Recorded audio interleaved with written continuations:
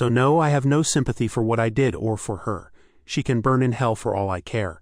The most I stand to lose is my house, a car, and maybe a couple $100 a month in alimony, but seeing as the divorce is filed under the statute of adultery, and NYS is at fault, that might get waived with the insurmountable amount of evidence I've provided.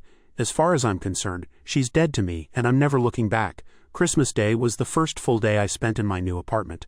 It's still a work in progress, as I have more stuff I want to get, but overall I've made it my home, since I'm going to be here for 2 years at least. My boys and the eldest GF came over and spent a good portion of the day with me. The GF brought over treats she'd made and also whipped up a really nice meal. I got to sit and talk with my sons in a way I hadn't done in a really long time, and it was nice. My big sis also came over with more goodies and hung out with us also. It had been the first time she'd seen her nephews in nearly a year. Having all of them around did me some real good, as if I were by myself, I think I would have just drank myself into a stupor. Everyone cleared out around 8-ish, and I decided I wanted to go hang out with Joey and his wife Claudia. Hung out with them for a couple hours, had a couple drinks and then went back home. The next big development happened last week, December 29th, 20. Around midday I get a text from Nina asking if I was busy that night. I of course wasn't, so we agreed to meet up after I got off of work. She shows up and we go to a diner not far from where I work. Here in NYC we're doing indoor dining at 25% capacity thanks to the Rona, but there's mostly no trouble getting seats because so many of us opt not to dine out as much these days regardless. So after we're seated and order our food, Nina pretty much lays all of her cards on the table, and honestly, I knew this was coming.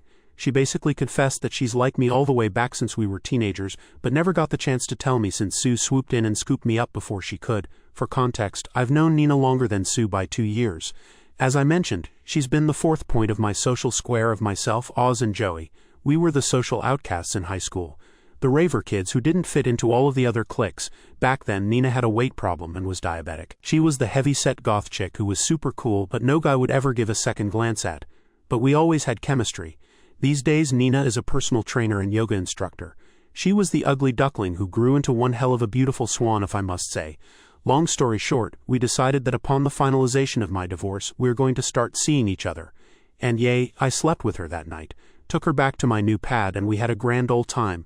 Am I ashamed of sleeping with her? Hell no, Nina's been a better friend to me than Sue ever was. That's not saying Sue wasn't my best friend. But through the near quarter of a century I've known Nina, she's always supported me. Even so much as I learned that day willingly taking a step back from her own feelings to allow me to pursue and eventually start a life with Sue.